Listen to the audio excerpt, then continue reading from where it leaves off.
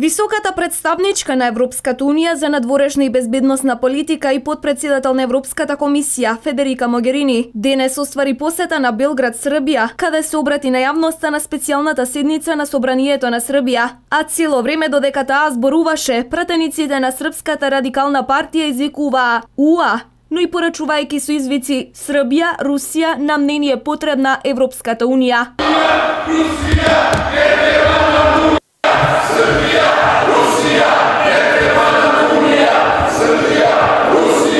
Poštovani,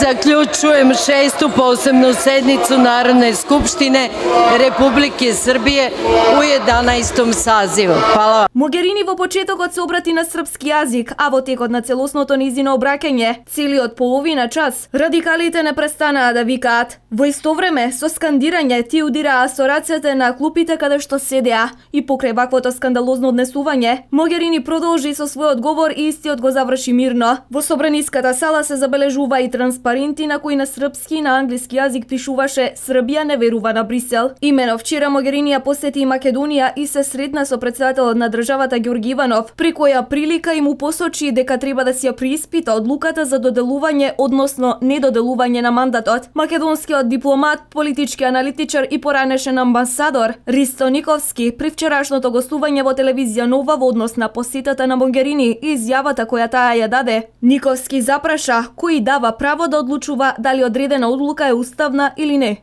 Посетата на Могерини, изјавата која даде, која е, мислам, еден еклатантен пример на не само мешање во внатрешните работи, него диктат, разбирате. Брисел има, да речам, некако легитимно право, бидејќи ние сме кандидат, ни диктираат услови што и како да правиме и да ни кажува некои работи, меѓутоа, тоа мора да биде во форма нешто што е конструктивно и во рамките на меѓународната пракса. Ова што од нас сега го прават, да она оценува дали е уставно и неуставно, па кој дава тако право? Разбирате? Ако тие се толку со законите, со правдата, правото, а кај Хашката пресуда? Што па таа не ја спомнуваат, разбирате? Значи, тоа е прво двојни стандарди од една страна и трето е се тоа што се случува и нејзината изјава не може се гледа како нешто што е ето е моментално криза во Македонија, прислушување. Ова 25 години се прави. Целта е да се прекрсти Македонија, да се разнебите македонскиот народ и американскиот амбасадор на еден безобразен, еден, да не кажам, потежок збор, вели, нема став за платформата на албанските, на Тирана и на Приштина, што е противуставна, големо албанска, а има став за одлуката на председателот, има став за СЈО и слично. Па чекај сега, имаш стави за оваа држава или немаш? Мислам, тоа е дори толку е... Лицемерие. Не, лицемерие е лесен збор, тоа е дори пофалба, разбирате. Јас ви гарантирам дека 10 до 15 години за Македонија, минимум 15, нема проширување на Европската унија. Нема. Не е возможно ни теоретски. И она сега што шета околу и што не лаже, извинете на изразот, на лаже де факто, во меѓувреме може само Црна Гора да ја прима. Се примија и во НАТО за годината ќе заврши, 600.000 души, една улица во Брисел и во Париз, разбирате, и не е никаков проблем.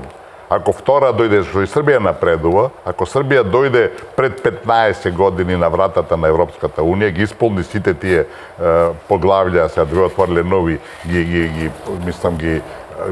ги абсолвира, разбирате, ќе речат признајте го Косово. И Србија нема да го признае Косово. Никовски потенцираше дека треба да му одадеме признание на председателот Иванов за тоа што судбината на државата беше во негови раце. Тој најодговорно реагираше и спречи понатамошен распад на оваа држава, што е цел на многу меѓународни фактори. Човекот заслужува признание од секој добронамерен човек на оваа држава, смета Никовски.